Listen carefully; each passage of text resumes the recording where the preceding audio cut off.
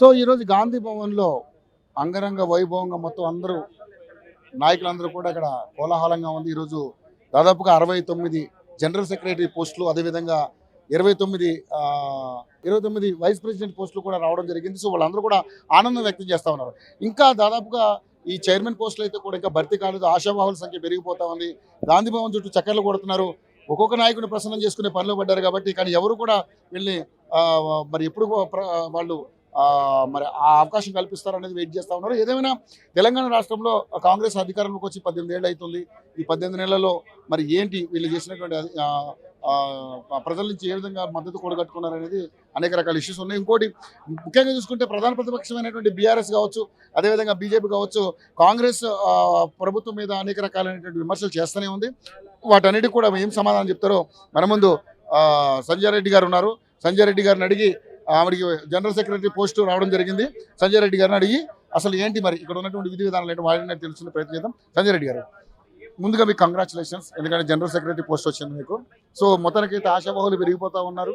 ఆయన కూడా తూతు మంత్రంగా ఏదో అలా అలా ఇచ్చుకుంటూ వెళ్తా ఉన్నారు. సో ఏంటి నిజంగానే మరి రానున్న రోజులు ఎలా ఉండబోతుంది? కాంగ్రెస్ పార్టీ అందరికి ఇస్తుందండి, తప్పకుండా వెనక ముందు. ఎందుకంటే ఇప్పుడు ఆర్గనైజేషన్లో పదవులు ఇచ్చిండ్రు, నెక్స్ట్ ఇందులో రాన వాళ్ళకి గవర్నమెంట్లో అధిక అవకాశం ఇస్తారు. కాంగ్రెస్ పార్టీ ఏ కార్యకర్త కూడా అభద్రతా భావంతో ఉండదు.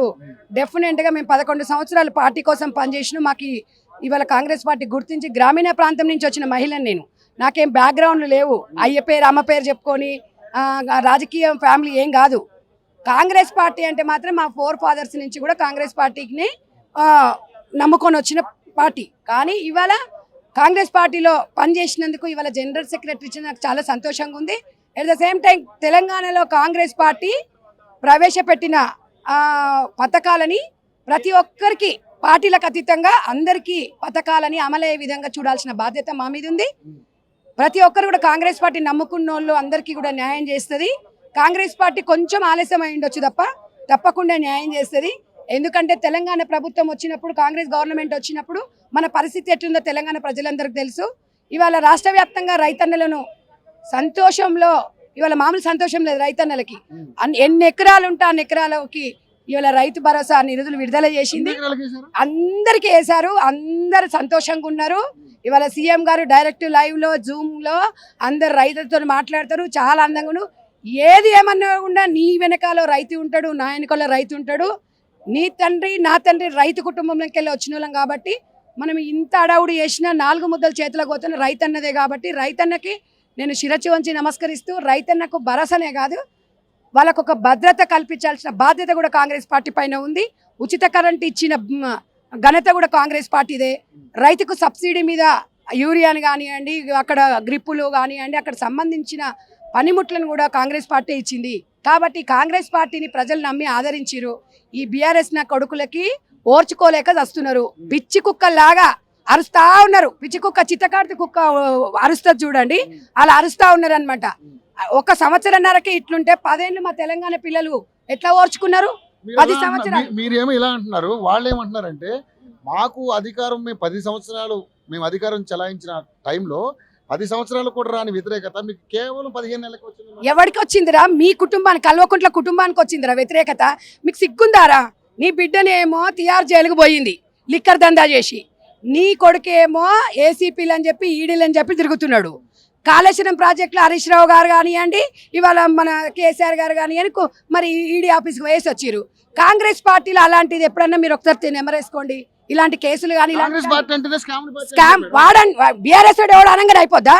వాడేదో చెప్పంగానే ఇష్టం. 10 సంవత్సరాలు మీకు అధికారం ఇచ్చిరు. తెలంగాణ పిల్లలు ఉద్యమాలు చేసిండ్రా? వాళ్ళకి ఏం ఉద్యోగాలు ఇచ్చినావు? ఏం స్కామ్? వాడు బొంద చేసినాం. వాడు మేము 60 ఏళ్లలో 1, 2 ఏదన్నా తప్పుడు వాళ్ళ కేసులు పెట్టిండొచ్చు తప్ప కాంగ్రెస్ పార్టీలో స్కామ్స్ అంటూ ఏముండవు. ఇలా కేసీఆర్ కుటుంబమే పెద్ద స్కాము. కేసీఆర్ కుటుంబమే లత్కోర్ ఫ్యామిలీ. వాళ్ళ కుటుంబంలో ఉన్నన్ని అది ఇంకెవడు కూడా ఉండడు. మీరు ఇవాళ ఈ బాధ ఇవన్నీ నాకు ఎందుకు మాట్లాడాల్సి వస్తుందంటే, రేవంత్ రెడ్డి గారు పాలమూరు బిడ్డ సీఎం అయిందంటే ఓర్చుకోలేకపోతుర్రు. ఇవాళ సీఎం గారు పాలమూరు బిడ్డ, ఆయన ఒక్కొక్క మెట్టు ఎక్కుకుంటూ వచ్చిండ్రా? మీలాగా అయ్య పేరు చెప్పి అమ్మ పేరు చెప్పి రాలేదు. ఇవాళ ఒక ఏబీపీ లీడర్ నుంచి ఈ రోజు సీఎం స్థాయికి వచ్చారు. ఆయనను చిల్లర నా కొడుకు అంటే కుక్న కొడుకులారా, చదువుకున్నామంటారు గాడిదిన కొడుకులారా. ఒక సీఎం నా మాట అంటే ఒక బాధ్యతగా నేను ఒక ఆడబిడ్డగా, మా అన్న తెలంగాణ రాష్ట్రానికి సీఎం ఉన్నాడు, సీఎం నా మాట అంటుంటే మేము నోరు మూసుకొని ఉంటామారా? సీఎం అన్నారంటే ఓకే, అది తప్పు ఎవరన్నా. కానీ ఇప్పుడు మీరు మాట్లాడే భాష 100% మరి సీఎం గా మా అన్న అంటే మా అన్న అంటే మేము ఊరుకుంటామా? తెలంగాణకి ఆయన సీఎం గా అన్నప్పుడు ఎందుకు ఊరుకోవద్దు? మేము ఎందుకు ఊరుకోవద్దు? స్థాయి మాట్లాడి ఆయన మాట్లాడేటప్పుడు మేము కూడా మాట్లాడతాం. ఆయన మాట్లాడకుండా మేము మాట్లాడాం కదా. ఒక రాష్ట్ర ముఖ్యమంత్రిని పట్టుకొని చిల్లర కొడుకులు లత్కోరు అంటే బేవకుక్ నా కొడుకు అంటే లత్కోర్ నా కొడుకులు అంటాము, ఇంకా ఫాల్తు నా కొడుకులు అని కూడా అంటాము. ఎందుకనొద్దండి? మీరు కేసులు వచ్చినప్పుడు మీ మీద ఆరోపణ వచ్చింది, మీరు నిరూపించుకోండి. మధ్యలో రేవంత్ రెడ్డికి ఏం సంబంధం? దానికో లా ఉంటుంది, దానికో ఈడీ ఉంటుంది, దానికి ఒక ఏసీపీ ఉంటుంది, దానికో డిపార్ట్మెంట్ ఉంటుంది. మీ మూలాన ఎన్ని కుటుంబాలు నాశనం, మీ కుటుంబంలో ఎవరు నాశనం కాడు, ఎవరు చావడు. మీరు ఇలా అంటున్నారు, కానీ ఓటుకు నోటు కేసులో అడ్డంగా దొరికిన భార్య భర్తలు వాడుకుంటే బెడ్ కింద తీసుకుపోయి రికార్డులు పెట్టి విని నువ్వు అడ్డంగా ఇరికిచ్చింది మీరు. ఆడ ఏం లేదు, అధికారం ఉందని ఇలా ప్రభాకర్ రావు గారిని బలి చేసిరు. ప్రభాకర్ రావు గారితో పాటు ఒక్కొక్క డీజీపీలను, ఎస్సీలను, ఎస్పీలను వాళ్ళ కుటుంబాలు నాశనం చేసి విచ్ఛిన్నం చేసిరు. ఇలా వీళ్ళని చక్కగా కూడా చక్కదనానికి ఒకటి తిహార్ జైలుకు పోయి ఒకడేమో కేసులు ఎదుర్కొంటాడు. ఈ రోజు ప్రమాణ స్వీకారం కేసులు ఎదుర్కొంటున్నారు, కానీ ఇంతవరకు అరెస్ట్ చేయలేకపోతారు. అరెస్టులు జరగవంటారు. ఇప్పుడు అరెస్టులు జరగవంటుంది. ఊహాగానాలకి మనం సమాధానం చెప్పాల్సిన అవసరం లేదు. నీ మీద ఒక ఆరోపణ వచ్చింది, దానికో లా అండ్ ఆర్డర్ ఉంటది, దాని ప్రకారం పోతుంది. రేవంత్ రెడ్డి గారికి ఏం సంబంధం చెప్పండి? రేవంత్ రెడ్డి గారు తెలంగాణ ప్రజల తరపున సీఎం గా బాధ్యతలు స్వీకరించిండ్రు. ఇవాళ తెలంగాణ సొమ్ము దుర్వినియోగం అయినప్పుడు కాపాడాల్సిన బాధ్యత రేవంత్ రెడ్డి గారిది. రేవంత్ రెడ్డి గారు మాట్లాడితే విచక్షణ కోల్పోయి మాట్లాడుతున్నాడు కేటీ రామారావు. ఆయన ఒక వర్కింగ్ ప్రెసిడెంట్ అంటాడు, ఒక మినిస్టర్ అంటాడు, వాళ్ళ అయ్యే 80,000 బుక్కులు చదివింది అంటాడు. వీడేమో నేను మస్తు చదువుకున్నా అని చెప్తాడు. ఇయే మాట్లాడమని చెప్పిరా? నీకు అంత దమ్ము కలేజా ఉన్నోడివి. డ్రగ్స్ కేసులో నీ ఒక శాంపిల్ అంటే నా ఎంటిక కూడా పీకలేదు అన్నారు. నీకేముంది పీకడానికాడా? ఏదో బొచ్చు ఉన్నట్టు మాట్లాడుతున్నావు. మేము అట్టనే మాట్లాడతాం. మరి మా అన్నని మాట్లాడినప్పుడు 100% మాట్లాడతాము. ఎందుకంటే ఇలా తెలంగాణలో కాంగ్రెస్ పార్టీ ఊరికి రాలా. ఇవాళ మేము 10 సంవత్సరాలు మేము అధికారంలో రావడానికి తెలంగాణ ప్రజల తరపున ఇచ్చింది తెలంగాణ కాంగ్రెస్ పార్టీ. ఇచ్చినది సహకారం కాలేదని చెప్పి బాధతో ఉండి ఇవాళ మేము తెలంగాణలో ప్రతి ఒక్కరికి భరోసా కల్పించి బాధ్యతతో ఉన్నాము. మరి అలా ఓకే, మీరు ప్రజల్ని మమేకం చేసుకున్నారు, వాళ్ళకి మంచి మాటలు చెప్పో లేదా మాయ మాటలు చెప్పో మొత్తానికి అధికారంలోకి వచ్చారు. కానీ ఇచ్చిన హామీలు అయితే నెరవేర్చాలి కదా. తమ్మి ఏమి ఇయ్యలే. మేము సన్నబియ్యం ఇచ్చినాము, రైతులకు రుణమాఫీ చేసింది ఈ కేసీఆర్ గవర్నమెంట్. ఒక్క నిమిషం తమ్మి, రుణమాఫీ అని చెప్పి 10 సంవత్సరాలు బీఆర్ఎస్ పార్టీ అధికారంలో ఉండి ₹1,00,000 రుణమాఫీ ఎట్లా చేసింది? దఫలుగా చేసింది. 25,000 వడ్డీకి అయిపోయింది. మేము ఏకకాలంలో 2 లక్షల రుణమాఫీ చేసినాం. ఇక మొత్తం పడలేదంటే ఒక్కరికో ఇద్దరు పడకపోతే దానికి రేవంత్ రెడ్డి కారణమా? నీ పేరుంది రవి అంటాడు, రవి కుమార్ అని బ్యాంకులు ఉండొచ్చు, దీంట్లో ఆధార్ కార్డులో ఉండొచ్చు. టెక్నికల్ ఇష్యూస్ కూడా రేవంత్ రెడ్డి కారణమా? మరి వచ్చిన 90 మంది ఎందుకో మాట్లాడారు. వాళ్ళు ఎలిగేషన్ చేస్తున్నారు, దాన్ని ఎందుకు తిప్పుకొట్టలేకపోతున్నారు? మేము తిప్పు కొడుతున్నాము. వాడెవడో బీఆర్ఎస్ వాడు వచ్చి ఇవ్వలేదు, వాడు చెప్తున్నాడు ప్రెస్ మీట్ రప్ప నరుకుతాడంట. నువ్వు ఫోన్ ట్యాపింగ్ విషయంలో మిమ్మల్ని ఎట్లా నరకాల? తెలంగాణ ప్రజలు 10 లక్షల మంది ఫోన్లు ట్యాప్ చేసిరు, ఒక్కొక్కరిని అడ్డంగా నరకాలి. మరి సిగ్గు చరాలు ఉన్నాయి, ఇంతనన్నా కొంచెమన్నా ఏమైనా ఉందా వాళ్ళకి? మరి ఈ మాట మాట్లాడేటప్పుడు సిగ్గుండాలి. ఎవడు నడుపుతాడు? మతి స్థిమితం కోల్పోయి మాట్లాడుతుండు. ఇవాళ రాజ్యాంగము మనకు ఒక అవకాశం ఇచ్చింది, రాజ్యాంగం మనకు ఒక స్వేచ్ఛనిచ్చింది. స్వేచ్ఛగా భార్య భర్తలు కాపురం చేసుకుంటా కూడా వాళ్ళు పోయి ఆ సందులో పోయి అందులో పొక్కలో ఇరికి నీ ఇంటివి లజ్జ సిగ్గు లేదురా మీకు? ఇంకేమని నరుకుతారు? ఒక్కొక్కరిని అట్లా మాట ఇప్పుడే నరుకుతారు. నేను అధికారం వచ్చే వరకు కాదు. మాకేందంటే తెలంగాణ ప్రజలు మాకు అధికారం ఇలా రప్ప ఆడియనికి ఇవ్వాల. తెలంగాణ ప్రజల సొమ్ముని దుర్వినియోగం చేసి రికవర్ చేయడానికి ఈ కొడుకుల కోసం వీళ్ళ భర్తం పట్టనీకనే రేవంత్ రెడ్డి గారు ఉన్నారు. ఆయన వాళ్ళందరూ భర్తం పట్టడానికి మాలాంటి వాళ్ళని చాలు. కానీ కేటీఆర్ గారు మనం మాట్లాడుతూ పోర్ట్ఫోలియో కూడా నిర్ధారించలేనటువంటి ముఖ్యమంత్రి కూడా ఒక ముఖ్యమంత్రి అని మాట్లాడారు. పోర్ట్ఫోలియో కూడా చేయరా?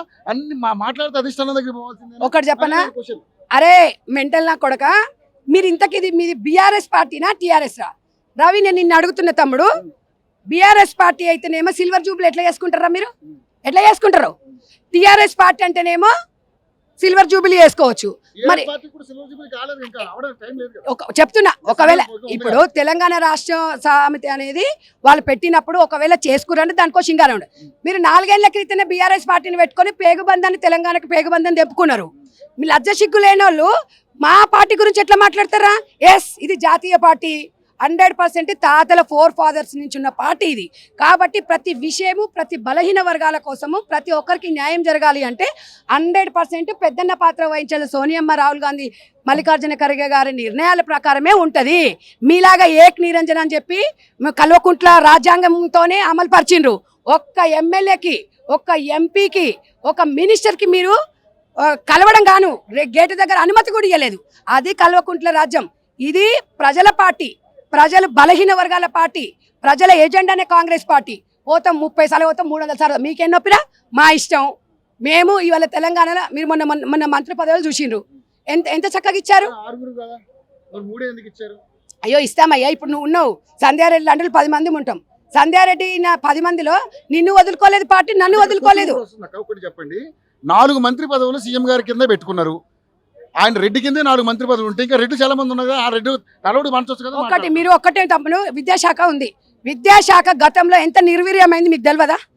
ఇవాళ తెలంగాణ రాష్ట్రంలో మారుమూల గ్రామంలో ఉన్న పాఠశాలకి 9 లక్షల నిధులు రిలీజ్ చేసింది. దాని వ్యవస్థ నిర్వీర్యం చేసేసి హాస్పిటల్స్ కూడా మీరు ఇదే చూసిండు కదా, ఉస్మానియా హాస్పిటల్ ఎట్లా ఉంది. ఇవాళ రేవంత్ రెడ్డి గారు వచ్చినాకనే కదా అది కడుతున్నారు. ఇవాళ ఇంటిగ్రేటెడ్ స్కూల్స్ అనేది 200 కోట్లు విడుదల చేసినావు. మీరు దొంగనా కొడుకులారా 7.5 లక్షల కోట్ల అవినీతి చేసి ఏం స్కూల్ అని బాగా చేసిండ్రా?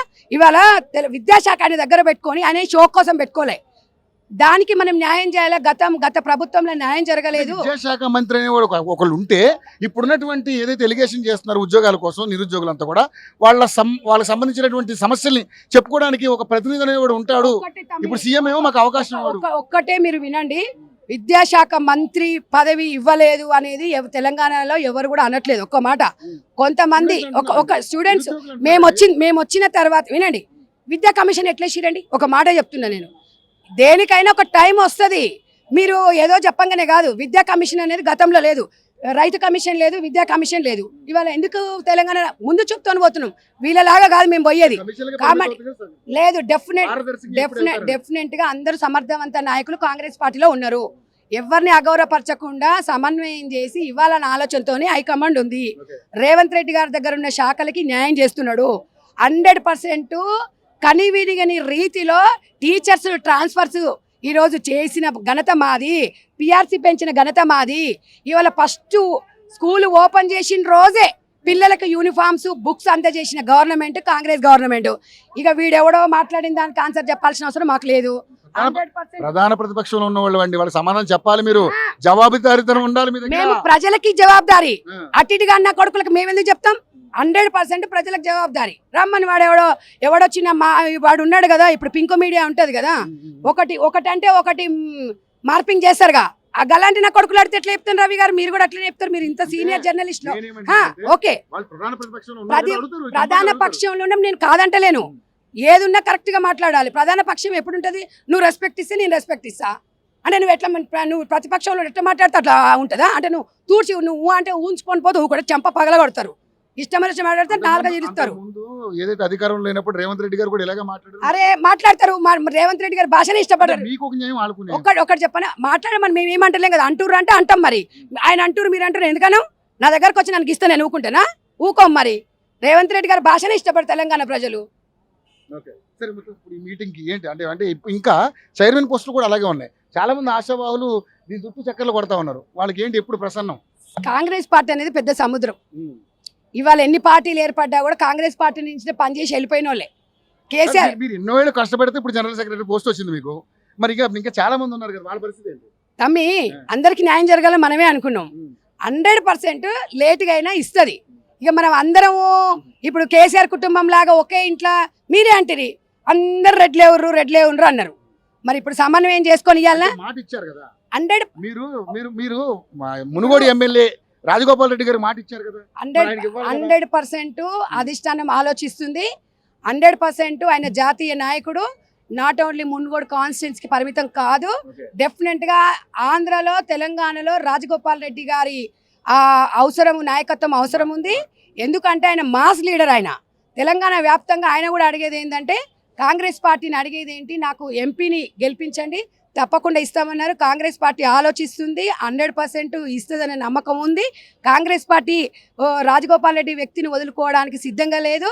ప్రతి కార్యకర్త వినిపిస్తుంది రెడ్డి గారు ఆయన మంచి చదువుకున్న వ్యక్తి కాబట్టి విద్యాశాఖ ఆయనకు అప్పచెప్పితే స్టూడెంట్స్కి కాస్త న్యాయం జరిగే అవకాశం ఉంది. తప్పకుండా జరుగుతుంది. ఆయన ఏ శాఖకైనా సూటబుల్ అవుతాడు. ఏ శాఖ అయినా ఆయన సమర్థవంతమైన నాయకుడు. ఎందుకంటే వారు రాజకీయాలకు వచ్చి సంపాదించుకోలేదు. రాజకీయాలకు వచ్చి వాళ్ళు వ్యాపారవేత్తలు. కోమటిరెడ్డి బ్రదర్స్ అంటే ఒక బ్రాండ్. వాళ్ళ దగ్గర 10 రూపాయలు 10 మందికి పెడతారు. ప్రాంతాలు ఉండవు, కులాలు ఉండవు, మతాలు ఉండవు. కాబట్టి అలాంటి వ్యక్తులకు రావాలని తెలంగాణ మొత్తము యావత్ ప్రపంచం కోరుకుంటుంది. ఉమ్మడి ఆంధ్రప్రదేశ్ వాళ్ళు కూడా కోరుకుంటున్నారు. అక్కడ కూడా ఫ్యాన్స్ ఉన్నారు. ఎందుకంటే రాజగోపాల్ రెడ్డి అనే వ్యక్తికి వస్తే మహిళలకి బాగుంటుందని మహిళలం అందరం కూడా కోరుకుంటున్నాము. అధిష్టానము ఏది నిర్ణయిస్తే దానికి కట్టుబడి ఉంటాము. నాకు అధిష్టానం మీద పూర్తి నమ్మకం ఉంది, పూర్తి విశ్వాసం ఉంది. రాజగోపాల్ రెడ్డికి న్యాయం జరుగుతుందని ఆశిద్దాము. తప్పకుండా బలంగా కోరుకుందామని చెప్పి ఈ సందర్భంగా తెలియజేస్తుంది. తప్పకుండా అండి, నాకు బాధ్యతలు ఇప్పుడు స్థానిక ఎలక్షన్స్ ఉన్నాయి కదా. ఎలక్షన్స్ అది గుర్తొచ్చినాయి. కోర్టు మిమ్మల్ని ముట్టుగా లేచేదాకా ఎందుకు ఉపేక్షిస్తున్నారు? స్థానిక సంస్థల ఎన్నికలు పెట్టడానికి ఏంటి ప్రాబ్లం? ఇప్పుడు కాంగ్రెస్ పార్టీ ఎప్పుడు ఓటు బ్యాంకు రాజకీయం చెయ్యదు. మీరు గుర్తుపెట్టుకోండి. కొన్ని కర్ణం సాగు 1.25 కారణాలు అన్నట్టుగా కొన్ని సమస్యలు ఎదురవుతున్నాయి. బీసీ సామాజిక వర్గము, బీసీలకు న్యాయం జరగాలి, రిజర్వేషన్ పరంగా 42% పొడిగించాలి అని రాహుల్ గాంధీ గారు భారత్ జోడో యాత్రలో భాగంగా ఏ రాష్ట్ర ఆయన భారత్ జోడో యాత్ర చేసిన సందర్భంగా ఏ రాష్ట్రంలో అధికారంలో వచ్చినా అక్కడ మనకు బీసీలకు 42% అని నిర్ణయించుకున్నారు. దానికి లేట్ అయింది తప్ప ఇంకోటని కాదు. తప్పకుండా కోర్టు అవుతుంది, నేను కాదని. కోర్టు మీద మాకు పూర్తి విశ్వాసం ఉంది, పూర్తి నమ్మకం ఉంది. అతి త్వరలో ఈ 1-2 మంత్స్లో కంపల్సరీ కంప్లీట్ అవుతాయి. కార్యవర్గ కూడా అయిపోతుంది. ఇవాళ ఆర్గనైజేషన్లో వచ్చిన వాళ్ళకి మిగతా రాని వాళ్ళు నిరసపడొద్దు.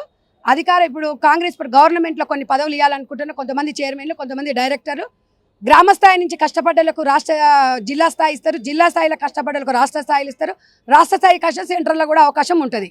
దానికి నిదర్శనం నేనే. ఒక గ్రామీణ ప్రాంతం నుంచి వచ్చిన మహిళను. ఇవాళ కాంగ్రెస్ పార్టీ అంటే సంధ్యారెడ్డి అంటే కాంగ్రెస్ పార్టీ. మిగతా ఉన్న లీడర్లు అందరూ కూడా మొన్న సునీత గారు ఆ చాంబర్ ముందు లొల్లి చేసినట్టు మళ్ళీ అలాంటి లొల్లి ఏమని చెప్తారా? ఎప్పుడండి లొల్లి అని మీకు అనిపిస్తుంది కానీ ఇది వినండి, లొల్లి అని ప్రతి ఒక్కరు అనిపిస్తే తల్లి దగ్గర పిల్లలు కొట్లాడకుంటే ఎవరు కొట్లాడతారు అనేది ఉంటుంది. మీరు కాంగ్రెస్ పార్టీని లొల్లి అంటారు. లొల్లి కాదండి, ఒక్కటే. ఇప్పుడు 100% క్రమశిక్షణ అనేది ఇంపార్టెంట్. అడగడం వేరు, గొడవ పెట్టుకోవడం వేరు. నేను ఎవరిని అని విమర్శించడం అని కాదు. మనం పని చేసినాం కాబట్టి అమ్మని అడుగుతున్నాం. ఆ ప్రతిపక్షానికి ఏమనిపిస్తుంది? ఏదో ఒకలాగా అనిపిస్తుంది. ఇప్పుడు మా అన్నలు ఉన్నారు, అన్నల్ని అడగాల్సిన బాధ్యత మాది. అడగకపోతే అమ్మ కూడా అన్నం పెట్టదు. సునీతారావు గారి విషయం గురించి నేను మాట్లాడట్లేదు, లేకపోతే ఇంకోరి గురించి అని కాదు. తప్పకుండా పని చేసినప్పుడు మేము పోయి మా అన్నలను కొట్లాడుకునే బాధ్యత మాకుంది. 100% సునీతారావు గారు, మేము గారు కానీ ఇంకా మీలాంటి తమ్ముళ్ళు కూడా మహేష్ అన్నతో కొట్లాడతాము, రేవంత్ అన్నతో కొట్లాడతాం, మంత్రులతో కొట్లాడతాము, మీనాక్షమ్మతో కొట్లాడతామంటే అడుగుతాం. అమ్మమ్మ మనం అడగడం అంటే ఎవరిని? అమ్మ మీదనే కదా కొట్లాడగలిగేది, అన్నల మీదనే కదా. ఇంటికి పోయి మాకు ఇది కావాలి, అది కావాలి. పక్క వాళ్ళ ఇంటికి ఇప్పుడు కష్టం, పక్కింటికి పోయి వాడిని నాకు ఇది కావాలంటే ఇస్తాడా? మా అన్నలు ఇస్తారు కాబట్టి, మా అమ్మ దీది ఇస్తుంది కాబట్టి అడుగుతున్నారు.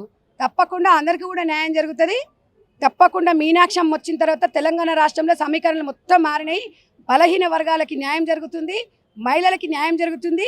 100% పిసిసి గారు అయిన క్షణం నుంచి ఆయన అసలు అహర్నిశలు పనిచేస్తున్నారు. నిజంగా కూడా మహిళలకి మంచి స్థానం కల్పిస్తున్నారు. 95 నుంచి కాంగ్రెస్ పార్టీలో పనిచేసిన వాళ్ళకి జనరల్ సెక్రటరీ ఇచ్చిండ్రు. అంటే పూర్తిగా మహేష్ గౌడ్ గారు కూడా నిజంగా మా గాంధీ భవన్కి ఒక సీఎం. తెలంగాణ రాష్ట్రానికి రేవంత్ రెడ్డి గారు ఎట్లా సీఎంఓ, ఇవాళ గాంధీ భవన్కి పిసిసి గారు సీఎం అందుబాటులో ఉంటారు. ఎవరు వచ్చినా కలుస్తారు, ఎవరితోనైనా మాట్లాడతారు. కాబట్టి చాలా మంచి టీంలో పనిచేస్తున్నాము. మీనాక్షమ్మ ఆధ్వర్యంలో, మహేష్ అన్న ఆధ్వర్యంలో వాళ్ళు ఏ పని చెప్పినా తూచా పాటించి ముందుకెళ్తామని చెప్పి తెలియజేస్తాం. Thank you so much.